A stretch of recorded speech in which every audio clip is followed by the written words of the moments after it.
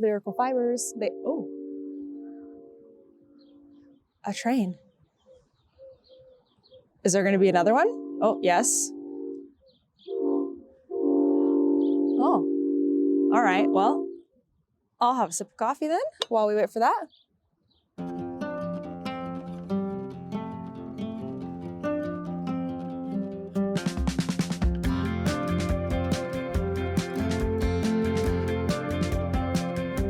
Hey everyone, it's Natalie, also known as Knitty Natty. Welcome to episode 224 of the Love in Stitches podcast. Actually, wait, is it 224? I should have checked. Okay, it is.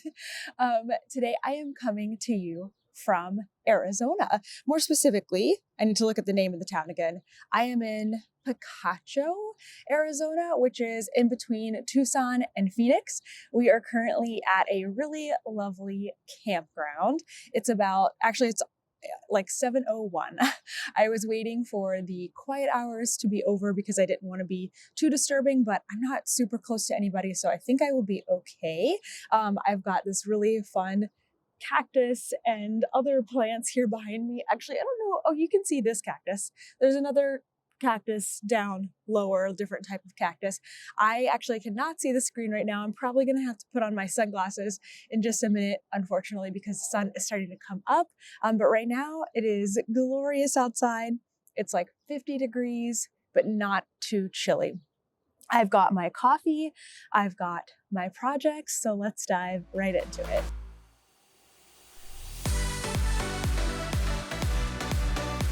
First up today, I have finished another crochet yarn cozy. So this is my crochet yarn cozy light pattern, and it is something that I designed to hold 100-gram cakes. So 100 grams of fingering weight, sport weight, or DK. Now this one specifically, I made as a prize for Knit for Food. I'll get back to that in a second, but I used one of the yarns that I got recently in Oregon. So this is from the Rose City Yarn Crawl. This is Ex Libris Fibers, and this was a mini skein set, all dyed after the book Braiding Sweetgrass, which I have not read, but I have heard is really good by several different people, so maybe I'll add it to my list. What I'm actually just realizing right now is that this was a yak sock base. I did not realize that. It was really nice to work with. It's 70% superwash merino, 20% yak, and 10% nylon. Very cool. It came with 5 different colors. I'll read the names just in case you have read Braiding Sweetgrass and that means something to you. There is, let's see, hold on. Asters and Goldenrod, Three Sisters, Windigo, Strawberry Gifts, and Braided Sweetgrass. So 5 different colors, and I used them as follows. I used 1 here for the bottom and 5 rows. And then I did 4 rows. And then I did 4 rows of each of the other colors, 4 rows of the last color, and I used it for the I-cord. I still need to weave in some ends here, but other than that, it is totally done. So the fun thing about this one, and also the one I completed last week, this one's all totally finished, ends woven in and everything. Also, if you get this pattern, it comes with a full YouTube tutorial, including how to weave in your ends, like to make the I-cord nice and smooth and everything. I cannot see my viewfinder at all. Oh man, I really hope you can see these. I think you can. Oh, if I kind of block the sun here, I can see a little bit. There we go. What was I just saying? Oh, you get a tutorial. But then I was going to get into this.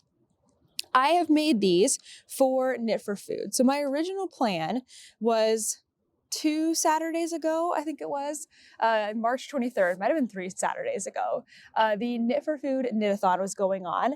And the Knit for Food Knit-a-thon fundraises for 4 different charities that support basically, I don't know the proper term for this, but people who need food. It's a bunch of different organizations. And Lauren Elkin, I'm going to put these on. This will make things at least a little more bearable. Still can't see the viewfinder, but now I can look straight at the camera. It supports those different organizations, and we fundraised as a Love in Stitches team. So I've got the numbers right here. So just as a reminder, we had 78 supporters, and we raised $3,425 as a team. And then overall, they raised like 300 something $1,000. I mean, it was incredible. All the knitters and crocheters, they got together to raise money for this. Out of the 78 supporters of Love and Stitches, my original plan was to work on these on that day during the knit-a-thon and like actually crochet something during the day of the knit-a-thon. That did not end up happening. I can't remember exactly what we were doing that day. I think we were at a national park and then we were traveling and like it just didn't happen. So over the last 2 weeks, I've been making these up and I have pulled some winners from my supporters for the Love and Stitches team, and I'm going to give those away. So I just went randomly. I did a random number generator through the list of emails of everyone that supported the campaign. And so I have not specified which one goes to which person, but these are the 2 winners. The first person is Diana Hudson. So Diana, congratulations. If you're seeing this here, feel free to send me an email. If I don't hear from you, I will reach out to you in a couple of weeks. And the second winner is Megan Gillespie. So again, if you see this, let me know, send me an email. I will get this mailed out to you or if not, I will be reaching out to you. So that was fun. I really enjoyed making these. I actually had a lot of fun using mini skeins, and I think it's a fun way to use leftovers. I need to go update my project pages over like how much yarn exactly each of these use, because this was a different base. This one was like an 80-20, I believe. And then now I'm realizing I thought this was a 75-25. No, it's a 70-20-10 because it has 20% yak in it. But I need to update the grams that I used for each section. So I do remember in this first one that I only needed like 2 grams for the sections where I just did the little stripes. So I'm guessing I didn't use anything too different here. So I will update that on my project page in case you want to do mini skein cozies, or maybe even use up some small bits and bobs.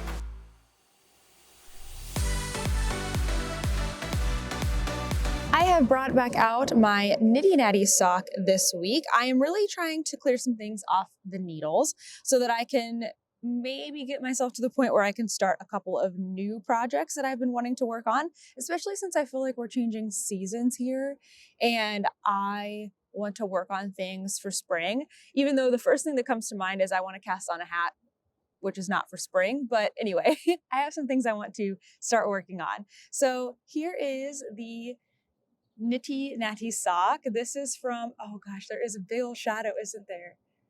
I am so sorry. I really need Ken's help for this because you can't really like look at your own self when the sun is like this. You need somebody to come around the camera to look, but obviously I can't do that because I can't sit here. Oh, you know, I guess I could go and play this back. That's actually a really good solution. I'll do that after this project, see if I can't maybe move a little bit where I can get a bit of a shadow, but I did want this cool plant behind me. Anyway, it's 7 a.m., so Ken's asleep. But this colorway is from Arkansas Yarn Co. It is called Knitty Natty, like T-E-A, like the tea that you drink. And this is my second sock. I have the first one, and I brought my sock blocker out with me today so I can show you what it looks like. Hang on, let me get it on here. So I've been getting a few messages on Instagram, and I think maybe on YouTube too, some comments about this heel that's in this pattern. So this is the Vanilla is the New Black pattern.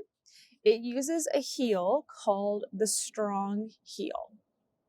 And the Strong Heel I don't think is exclusive to this Vanilla is the New Black pattern, but it is the first time I've ever seen it and ever used it. And I have not yet finished a pair of socks that uses this heel yet. So I haven't been able to wear them and try them on and tell you what I think about them completely. I do enjoy knitting it. I do really like how it looks, but TBD, once I finish a pair, this is looking like the first pair that's going to get done, I will let you know what I think about wearing them. So can't really answer that question just yet, but I am working on the second sock. Now this sock gave me some trouble this week and it was kind of my own fault. So the way that you do this heel is you work increases. Starting in like the middle of the back of the leg and work them out. So I was already started on increases this week when I started. So I placed my progress keeper like where I start for the week. That way I kind of have an idea of what happened between, the podcast where I already talked about this project and the next week's podcast, so that I don't repeat myself all of the time. And so when I was counting and looking at how many increases I had done, I was going from the marker, but actually I had already started increasing like above that. So I was counting from here, but really I should have been counting from up here, which meant that I started doing the heel turn. And of course I never count until I'm like doing something new in the pattern, right? So I'm like doing the heel turn and I'm counting and I'm like, I have way too many stitches. I think I had about 8 too many stitches, which also meant I had done about 10 or 12 too many rows in the heel, which is a lot too many. So I ended up taking back, all the excess that I had done. But it was when we were driving and it was dark outside. So I had my little neck light on. So I was like trying to really see and undo things like all in the dark, which was a little bit difficult, but I managed. And then actually this morning, I just started the heel turn. So I just started working on that, turning the heel. And again, I'm turning the heel, and then I have notes in my phone, which I will add to my project page, about how many stitches I should have on each side, because I did modify this a little bit. I did a few less stitches and I didn't have the right stitch count. And so I'm sitting there trying to figure it out. This time though, turned out I did have the right stitch count. Because I had ripped back and then put stitches back on the needle, I put too many stitches on the instep part and not enough on the heel part. So I just had to like rearrange them. I just had to scoot them around and then all was well. So this sock has really given me some issues this week, not because of the sock pattern, but because I am not paying good enough attention. So hopefully I will be able to finish the heel turn here, and then we'll be smooth sailing on the foot. So what's so funny is this one, when you take it off the blocker, the foot looks absolutely tiny. I don't have huge feet, but I do wear a women's size 8, and that's not super small. That would be kind of medium small maybe, or just medium. But they look really, really small, but the heel is incredibly stretchy. So I think I've done the math right. I need to try this on again, and obviously when I block it, I'll know for sure. But take everything on my notes page for these projects with a grain of salt right now, because these are the first iteration of me, trying out this pattern. And I feel like, especially with something that needs to fit, like a sock or a sweater or even a hat, it always takes me, a couple of tries to really get it just right.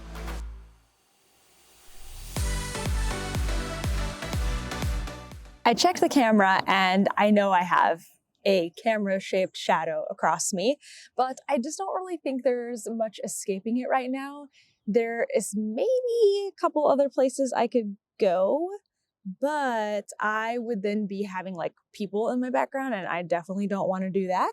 I did move the microphone cord though. I saw that it was like going across my face. So hopefully this is enough that you can see and enjoy the great outdoors with me.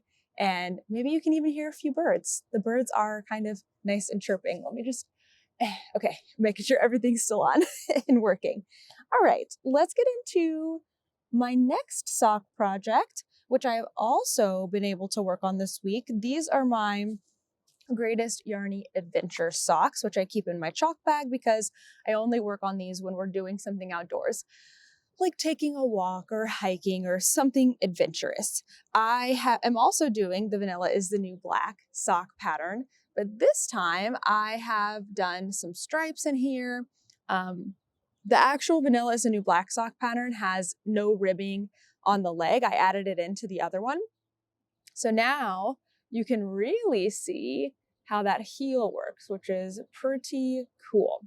So I did a heel turn and a little bit of the foot this week. So I'm in the part of this where you just work round and round and round on the foot, which is really nice, a really great place to be for hiking.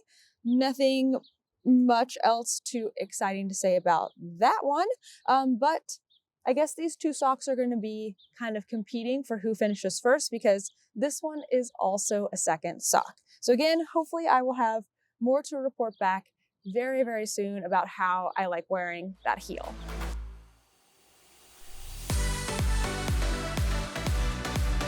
I think I found somewhere where I can get a few more minutes of shade and hopefully not too many people in the background. We got a cactus behind us again, which is very, very fun. Okay, next up is, oh, actually, I don't have it out here because I just blocked it last night. So again, we're at a campground. When we're at a campground, typically that means we have water. And why is that important? Well, when we have access to water, we can do more things that require water, like blocking. So I have been waiting for a couple of days now to block my Musselburgh hat. Now this is a Musselburgh hat, so this is a good example, but the one I'm talking about is my alpaca Musselburgh hat. This one was one that, again, my projects, you know, I'm trying to play with the pattern and experiment things, and sometimes that means I have to try several iterations of it. So I showed last week how it wasn't folding up right. I did some ribbing where one side of the brim will fold up and be ribbed. And then on the other side, if I wear the hat inside out, it will just be stockinette like this one. And I really want that to work. And so it's not working. It's not folding up right. When I fold it up the stockinette way, you can still see ribbing here. So in order to fix that, I took back one of the crowns, so just the decreasing at the top. And then I added in, I think, 7 rows. I thought that would be enough. It was basically the same number of rows that the ribbing was sticking out plus a couple of more. And I blocked it and I tried it on last week on the podcast and it wasn't quite right. So instead of blocking it, did I block it actually? No, I hadn't blocked it actually. I had not blocked it yet. But I decided to go ahead and try it on and just see. So instead of blocking it, then trying it on, being probably disappointed, and then having to reknit and block it again, I decided to just go with my gut and go ahead and pull back again that crown. So for the third time, or for the second time I pulled it back, for the third time I was knitting it again. And so I added just 2 more rounds on that plain stockinette part, reknit the crown again, and then last night I finally blocked it. So I will be trying it on for you, just not sitting right here. It'll be in a day or two when it dries, but we will put it over my talking right now. So hopefully you are seeing a video of me happy and smiling with a Musselburgh hat that comes out the way that I want it to look, that folds up nicely and looks great. Sometimes it takes a couple of days or a couple of times of wearing it to really know for sure, but fingers crossed that all worked out. So yeah, she's currently drying on the dash right now. Given that we're in Arizona and it is dry and it is pretty hot here during the day, I think I might take it out and set it on a towel on our picnic table that we have in our campground. And I feel like it will be dry in no time at all.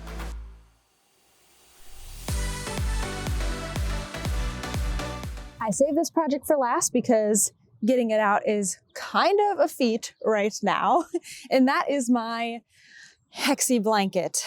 Things are looking great on the Hexie Blanket horizon. It now fits folded up into this big bag. I'm kind of at a loss now for how to store it. Once upon a time, a few weeks ago, somebody suggested just leaving this out, like maybe laying on the back of our couch in the back of the van just because it's getting so big.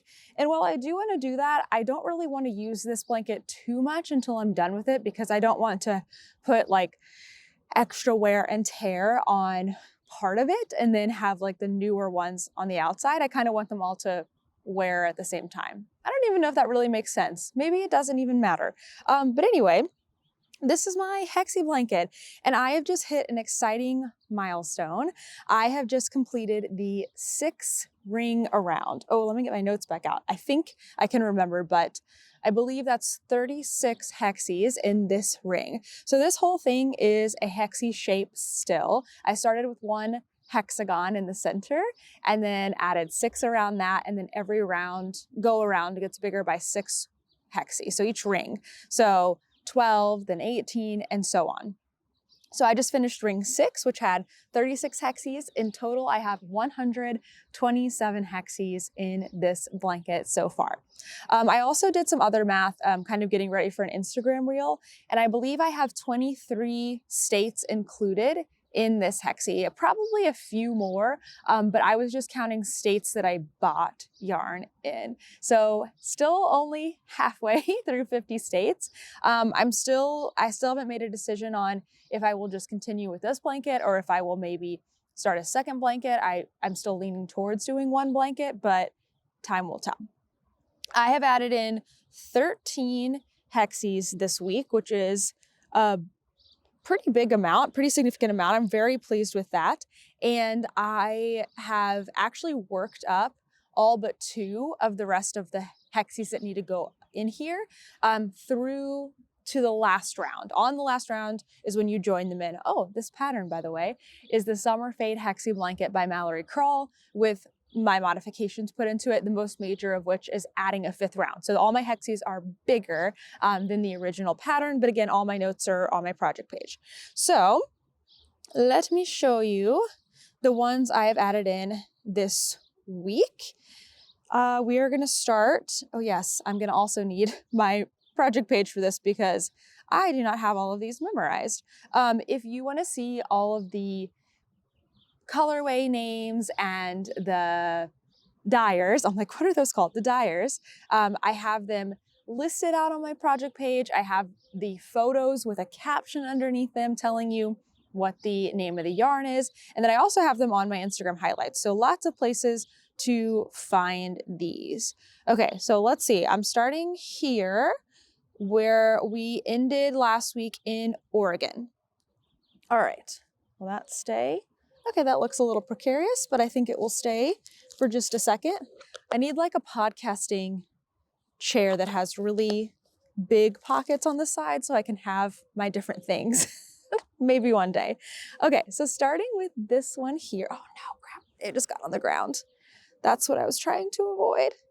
Okay, actually, you come closer here. This is great because the sun's about to pop over these trees, so we'll get to see the colors before that happens. Okay, so this one, we're gonna start in Oregon and then we're gonna move to California. This one is from Coastal Yarns and it is called Northern Spotted Owl. And then this one's also from Coastal Yarns, the last of the minis that I got there, and it is called Marionberry Pie. Then we move, oh, sorry, one more Oregon one. This one is from Madeline Tosh, which is not an Oregon company, but the yarn was dyed exclusively for Cozy, which is in Eugene, Oregon. And this one is called Tracktown. So Tracktown because of the Oregon Ducks. Now we move into California, I believe. Oh no, sorry, we move into Washington. I forgot. I put my Washington yarns in first and then California. So I have several ones from Washington. The first one is from Lyrical Fibers. This one's called A Million Dreams. Lyrical Fibers, oh, a train. Is there gonna be another one? Oh, yes. Oh, all right, well, I'll have a sip of coffee then while we wait for that. Nice, are we done? Okay, I think we're done. Fun. I love it. Okay, Lyrical Fibers. As the name suggests, they have different yarns based on different songs and everything. And I got that one when we were in Seattle. In Pike's Place, they have a yarn store there called So Much Yarn. This one, sorry, the sun did just come up, so hopefully you can still see them pretty good. This one is from Weird Sisters, and it is called Kraken, like the mythical creature. This one is from Coven Collective. It is a one-of-a-kind, they call their one-of-a-kinds peculiar potions. And this one was gifted to me actually in Oregon, but they are out of Washington. This one is from Smutzarella. It's part of a mini skein fade pack. It is called The Mystery of the Scarlet Plum. It was the first one in the mystery pack. It goes from purples to red. And this was gifted to me by my friend Nicole. This one is from Heart to Heart Fiber. I think I forgot to put the word fiber. Heart to Heart. and it is their Pacific Northwest Yarn Crawl 2023 colorway. This one's pretty special because they are no longer dyeing yarn, but Heart to Heart is a fantastic yarn store. This one is, I technically got this one in California on the Bay Area Yarn Crawl, which is good because my next yarn is California, so it's like a transitional one, but it's a Washington dyer. So I got it in California, Washington dyer. And this one is from Apple Fiber Studio, and it is called Livermore Valley Star Blend, and it was an exclusive to the yarn store that I got it from. Okay, now we're moving into California yarns, which I got on the Bay Area Yarn Crawl. So several of those to add in. The last 4 of the ones I did this week, and the one that completes my ring. So the first one here, how fun is this bright yellow color? I love it so much. This one is from Sparkle and Friends, and it is called Yuzu. Most of their colorways are named after food, which is fun. This really bright and fun colored one is from Super Glow Yarns. So I got it in California, but they are an Arizona dyer, and it is called San Francisco. It was a crawl colorway. This one is also a crawl colorway. It is from Moo Fiber, and it's called Poppy Jasper, a kind of rock that was specific to the area. I'm not gonna remember the area right now. Nope, not gonna remember, but if you know, you know. And then the last one here is from Oakwood Knits. And this one was cool too, because I did not purchase this one on the crawl. It was actually gifted to me from Kim, who I ran into at a yarn store, who is Oakwood Knits. I have a bird like right, oh, I have a bird right here now. Hi, bird. Anyway, sorry, this was gifted to me from Kim, and this colorway is Joy. It is from her new collection for the Inside Out, like Pixar movies, and Joy is, you know, the main character in the first, the main character in the first movie, and I looked on Instagram, and she actually just added today the inspo photo and everything and like announced the colorway. So when she gave it to me, she was like, oh, I don't have this colorway out yet. I'm just starting to like prepare for the collection, but I wanted to give this to you if I saw you. And I'm like, this is perfect because Inside Out is one of my favorite Pixar movies. It is so underrated. It is fantastic. If you have Disney Plus, you should go watch it right now. But anyway, that's Joy, and that completes the ring and the 13 that I have added to my blanket this week. So I know that I got back to the beginning. Well, one, because when I added in this last Hexie, oh gosh, can you see me now? It's getting really sunny again. When I added in the last Hexie, I had to join it on 4 sides. All the other Hexies, I join on 2 or 3 sides, like, you know, as I'm piecing it in. But when I closed the ring, I added it on 4 sides, or connected on 4 sides. So 1, 2, 3, 4, and that closed it up. But also been learning, because it's kind of hard to tell when I'm closing it off again, and I add a marker to the first Hexie of the ring. So today, let's see if I can get this back in here first so I don't have to worry about it. Just this time I'm just gonna stuff it in here. Before I had it nicely rolled. What is that? Oh, didn't realize I had stickers here too. There's too many states that have those little spiky ball things that are all kind of different, but those are the worst. They need to go away.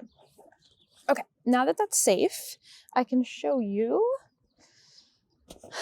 what else I've been working on for the blanket this week, and that is getting all the Hexies basically worked up and ready to add in. So now I can add in all these really fun, super bright colors that I got also in California. It looks like I have only maybe 3 or 4 to add in, so I can probably get that done tonight, start my 7th ring around, and then after that, I have 2 yarns I want to add in that were sent to me from a Mississippi yarn store, so I don't have to add them in right now because I like to go in order of where I travel, but when I was in Mississippi, there was only a couple of yarn stores. I only went to one, and I only got 1 yarn. So I would like to add more Mississippi yarn in. I have it, it's already wound, it's already ready. So I might go ahead and just add that in so that I'm like completely caught up.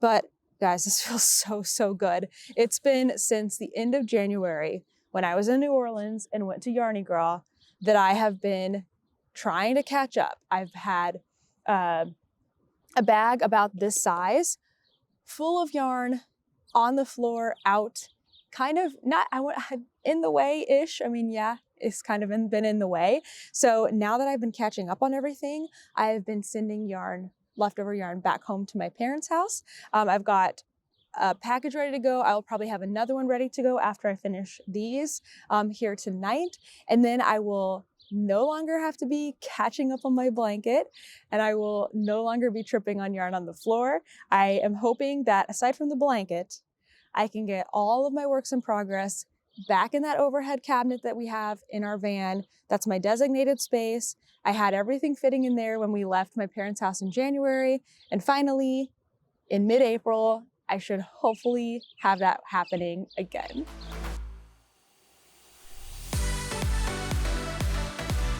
This week and continuing on for more weeks, we are going to be changing up the In Our Travels segment just a bit. So let me explain. I'm going to go back to more of a just chatty talking about what's going on in life, but with more photos and more videos added in because we are doing a lot of traveling, and most weeks I will say we're doing at least something interesting. Not every single week. Some weeks it's just regular life or in one place, but for example, this week we were in 3 different national parks, so I have lots to share and lots to chat about. So instead of doing a separate, different like segment or vlog within the podcast, what I've realized is it kind of makes us have basically a third video that we plan creatively and then need to edit, and then it's within a podcast. So instead of doing that, I want to kind of reserve creative energy to put into Tuesday videos, because I'd really like to have our Tuesday videos and Thursday videos, where Tuesday videos are something that's not a yarn store tour. I want the yarn store tours to be a bonus, where we've talked about that before, like having them on Saturdays on occasion when we do have the yarn store tour videos, because we know not everyone is like a huge fan of the yarn store tour videos. People who watch them like love them, but overall we can tell like people don't watch the yarn store tour videos quite as much. And so I want to make sure to get back into doing those Tuesday videos. So for that reason, we're kind of reserving the creative energy, the editing time, and all of that for the Tuesday videos. Also, I really want to make the podcast a little bit shorter because I want it to be more digestible for everyone to watch. And when I keep adding in like 20-minute vlogs or things, it doesn't really work out that way. Plus, I feel like we're kind of burying some really fun content into the podcast. And so I want it to be easy to find and out there. So you'll still get to watch all of the same things in totality, but it will be a Tuesday video now and back to like a regular podcast. Hopefully that makes sense. You know, even though we're like 8 or 9 months into traveling, we're still figuring out and adjusting things and trying to find what works best for us as we travel, and also what works best for everyone to watch on YouTube. So back to what we were doing this week. So we started out the week in Washington State and we've made it all the way to Arizona. So we've done quite a bit of driving over the last week. So we started by driving from Washington to Oregon. I think we stayed the night in Oregon. Got to refer to my notes because we did a lot of different things.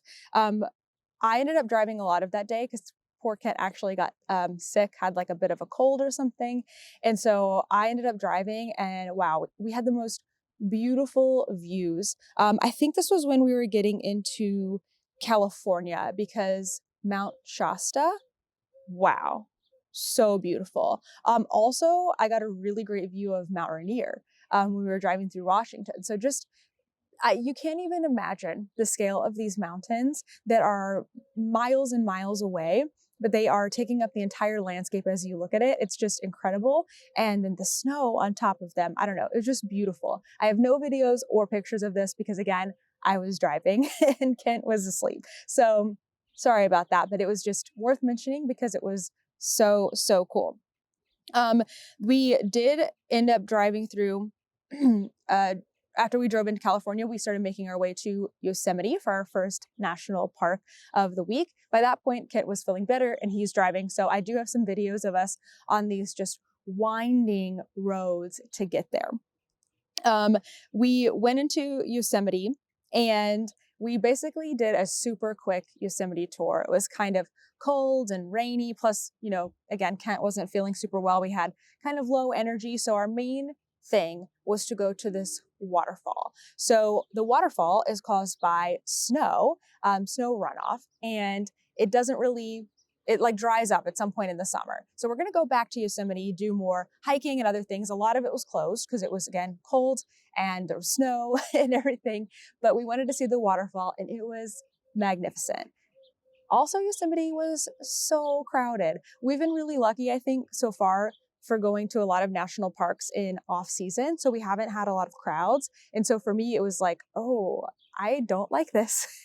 I'm sure that's what a lot of people experience, that when they go to national parks, it's during the summer or something. And so you're seeing a lot of people around. But for me, my whole experience with national parks has been kind of more remote and having our own space. And that's been really nice. So I realize I've been spoiled and I need to get used to being around crowds and being around other people while taking in all the beautiful views. They're still beautiful, but it does take away from the experience just a little bit. But anyway, we saw the waterfall and it was amazing. We did camp for one night in Yosemite. When we woke up the next morning, it rained overnight. We knew there was going to be snow coming. When we woke up the next morning, it had not snowed yet. It was still raining, but as we started leaving the park, it started to snow. But luckily, we got out of there very quickly. And as soon as we started to descend, like from Yosemite, the landscape completely changed. So on the way in, the landscape was more like pine trees and things like that. But then as we exited, I think we exited maybe through the south. I'm not entirely sure.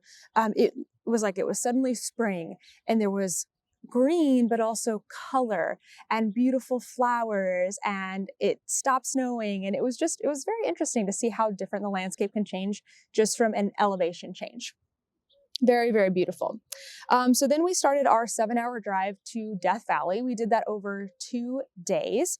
We wanted to get to Death Valley National Park before it got too hot. So funny, it was snowing when we left Yosemite, and then now we're on our way to literally the hottest place in the world, where we want to get there before it gets too hot. And we did that. It was not too hot. It was like in the 60s and 70s. It was still felt pretty warm to us because we're not used to it being very sunny, having just come from the Pacific Northwest. But it wasn't terrible. And I think it's going to get up to 90 degrees next Wednesday. So very glad we got there when we did. Death Valley, or before we got to Death Valley, rather, we stayed the night in Tehachapi. And it did snow there. So we woke up to snow there, snow on the ground, literally snowing while we left. I got Toaster out, to take him to the bathroom, and he's like, "What is this?" as the snow was hitting his face. I don't think he loved it. He's been in snow once before, but not like active snow. So that was very, very funny. But as soon as we started to descend down again, so we kind of made it up to like a peak, and then we started descending down on our way to Death Valley. It was like desert immediately, which again is just so wild. Okay, so Death Valley, you get to about 5,000 feet in elevation, which is pretty high.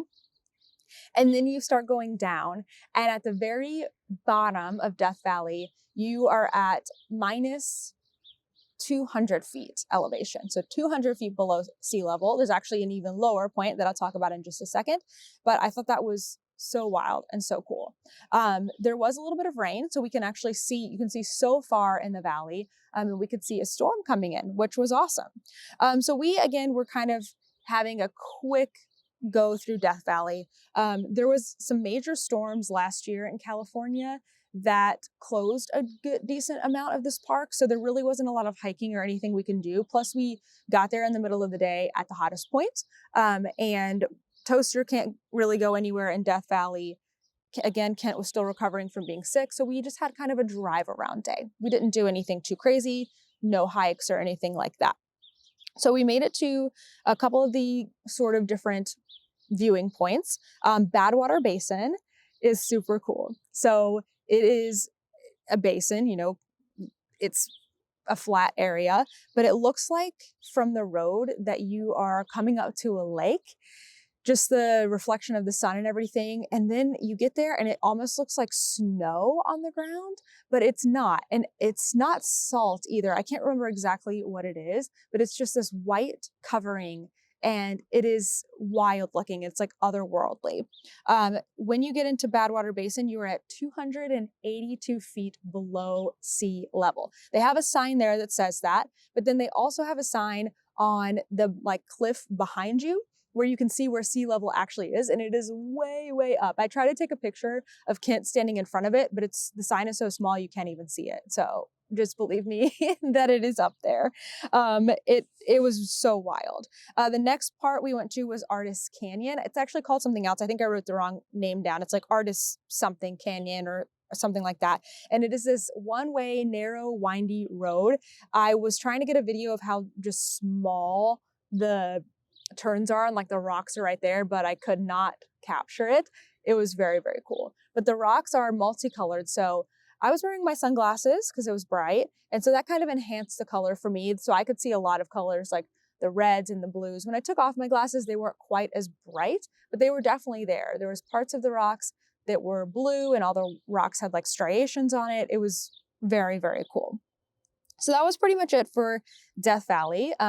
We just did one kind of afternoon and then we weren't really sure where we were going to go. We were like, do we drive west down to Southern California, maybe see some friends, or do we drive to Vegas? We're super close to Vegas. That would be an easy place to stay. And then we got news that we could go to a yarn store tour in Arizona. And so we're like, all right, let's start heading to Arizona. And then we go, oh my gosh, wait, we meant to go to Joshua Tree, which is another national park in California. So I mean, legitimately, when people ask me like, do you know if you're going to have, go to this store in this state or like have a meetup? I genuinely don't know. Like we make plans pretty last minute. We are going to take some time to do some planning here, but sometimes we are just sharing things the best that we can. So we made our way to Joshua Tree kind of last minute and stayed the night nearby and then woke up the next day for a full day in Joshua's Tree. So we started out the day with a walk around the old visitor center. So there's multiple visitor centers, but then there's also like the old visitor center that they still have open with like bathrooms. I mean, it's not open inside, but they have the bathrooms open. And then they have a walking path where you are allowed to bring your dog. So we took Toaster on a walk around because there wasn't really other areas, I think, in the park where you can bring your dog. So that was great. Then we got into the park. So the main thing the Joshua Tree has is they have Joshua trees, which are these medium height trees, I would say, kind of small, I guess, that are very spiky looking at the top and like kind of, how do you describe them? I have pictures. I have pictures to show you of these Joshua trees. Some are very small. Those tend to be the younger trees. And then some have like multiple branches and multiple like heads. They almost look kind of Dr. Seuss-like. They're very fun looking. There were quite a few of them, actually almost more of them going into the park than there were once we got into the park. They were a little more spread out.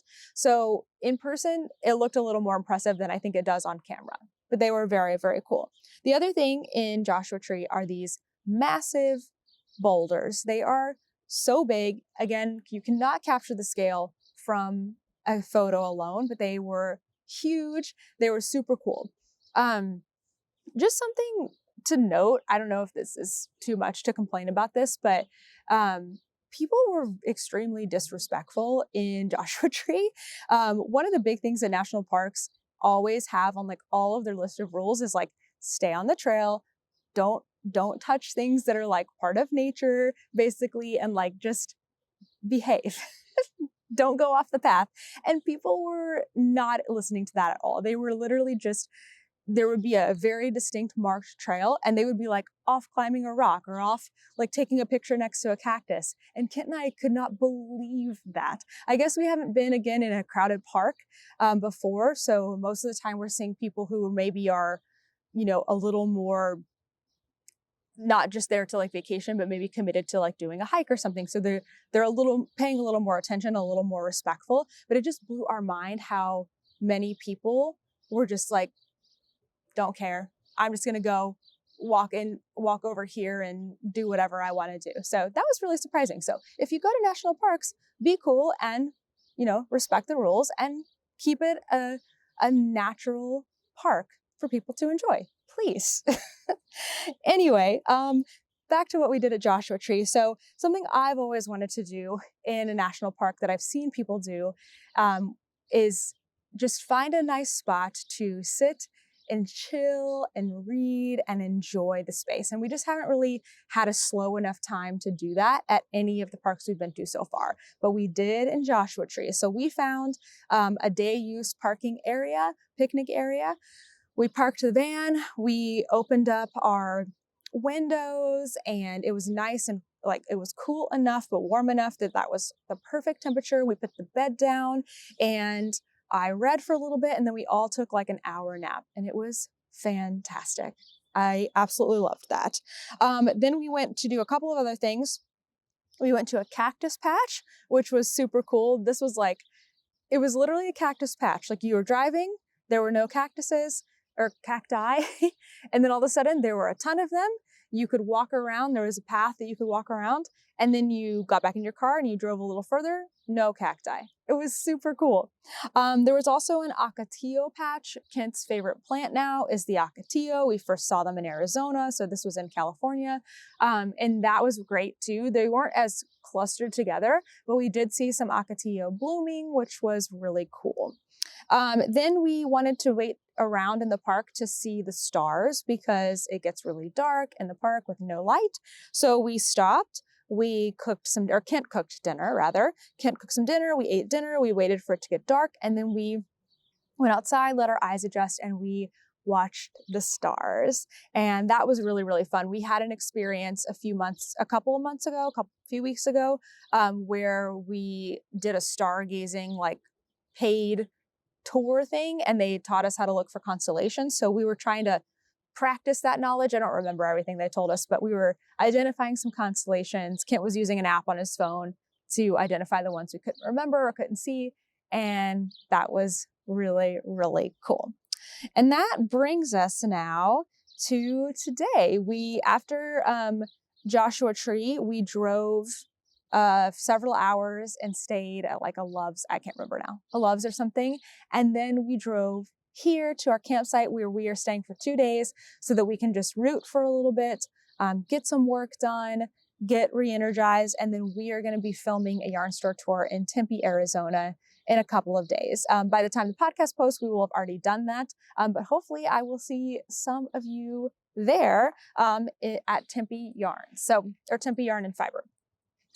Anyway, that's it for this week. That's everything that's happened this week. It was a big week, so much fun. I think coming up, we are going to be going into Utah next, so stay tuned.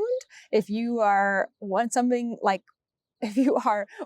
to see if we're going to be at a yarn store for a meetup or something, Instagram is going to be the best place for that because, again, sometimes we're planning things very last minute and I can only give out information so quickly here on YouTube. So follow on Instagram and watch stories to see if we're going to be in your state next.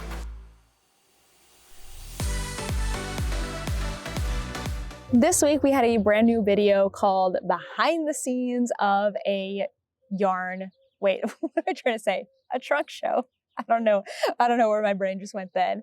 When we were in Portland for the Rose City Yarn Crawl, we filmed a video with Ruby and Roses, so Addie and Devin, of the behind the scenes of a trunk show. We were there with them for the setup, the breakdown, and then I got to ask Addie a lot of questions about how do you get your yarn from Indiana to Oregon, for example. So if you are curious about kind of how all of that works behind the scenes, you'll want to check that one out. It was really fun to film that one, and thank you, Addie and Devin, for getting footage for us and also for being part of that video. It was really fun. Okay, I have a couple of, I want this slide over, a couple of yarny things to share and then a couple of event things to share. I'm trying to keep a running list of events and different things that are going on. The best person for this, if you are somebody who wants to know all the events that are happening all around the United States, is Boston Jen. She has the Down Cellar Studio podcast, which is an audio podcast, and she lists out every single event that's coming up. So I listened to hers and I was like, wow, that is something to achieve and aspire to, but not yet. I will just share what comes across my feed and my emails as best as I can. Okay, so as far as Yarny Thing goes, I have a special discount for the Musselburgh hat. So I've made several Musselburgh hats and I've been tagging Isolde in them for some of them. And somebody from her team reached out and said, hey, we'd love to provide a coupon code for your followers. So I have a coupon code. It is, did Kent just get out of the car? Looks like our lights are on. Anyway, sorry. I have a coupon code for 20% off the Musselburgh hat through May 2nd. You can use code Knitty Natty 20. So if you've been waiting to get that pattern, now is a great time to do so. The April Blanket of Knowledge, which is the crochet blanket I showed several podcasts ago, and hopefully will be showing again as I finish up my Hexie Blanket and then have some space in my project schedule to work on it. But April Blanket of Knowledge is now available to order. I believe you can order through April 14th or 15th, but I will put the link down below. There are 8 different color combinations to choose from, all inspired by beautiful photos that Tracy of Hot Springs Fiber Co. has taken. It is a sport or DK weight subscription service, and there is a blanket pattern, either knit or crochet, that you will receive, and you can do building blocks or like strips for your blanket. You can join in at any time. Also, you can order the May Woolen Women Fibers box through April 21st. It's the May box, which you order in April, and May's theme is Camelot. I did test out the wool wash when I washed my Musselburgh hat yesterday, and it smells so, so good. So, loved that. All right, here are some events coming up. First is my own event, Sock Week. I have announced the dates for Sock Week. It is going to be happening the last week of July. Sorry, I didn't write the actual dates down because the more important thing right now, sorry about that, had a coughing attack. The sponsor application for Sock Week is open just through Friday, April 12th. So I forgot to tell you in last week's podcast, but again, I do share a lot of stuff on Instagram first. So if you would like to be a sponsor for Sock Week, this means that you create an exclusive product. I'm looking for yarn dyers, bag makers, I'm really looking for stitch marker makers, pattern designers, or if you make something that's Yarny related that doesn't have to be one of those items, you can apply. I'm looking for you to create a new item that I will then be marketing alongside you for Sock Week. I have a limited number of slots available, but I am trying really hard to every year bring in new people and also expand to different countries. So last year we had dyers from the US, Australia, and Germany. So this year I'm hoping to also have a US, Europe, and Australia, New Zealand dyer, but I'm also would love to maybe have somebody in South Africa or something. So apply, and I will be contacting all of the sponsors on Monday, April 15th. But if you are somebody who's going to be participating in Sock Week, you'll have to wait a bit longer. I can't remember exactly the date. I think I put it in the post on Instagram, but it's sometime in the end of May. So very excited for that. The New Jersey Wool Walk is April 17th through the 21st in New Jersey. I'll put the link down below. The North Texas Yarn Crawl is April 19th through the 28th. Yarn Centric and also Maryland Sheep and Wool. Yarn Centric is happening in Frederick, Maryland, May 2nd and 3rd. And then Maryland Sheep and Wool is happening, I think it's maybe the 3rd and the 4th, or the 4th and the 5th, happening all adjacent and that weekend. The Pacific Northwest Yarn Crawl is happening in Washington, coming up May 2nd through the 5th. And then the Puget Sound Local Yarn Store Tour is also happening in Washington, May 15th through the 19th. So if you have any events that you want me to share about, whether they're in the US or around the world, just send me an email and I will try to include them here in this segment so that more people can learn about events happening around them and connect with other knitters and crocheters. All right, that is it for today. Thank you so much for watching, and I will see you in the next one.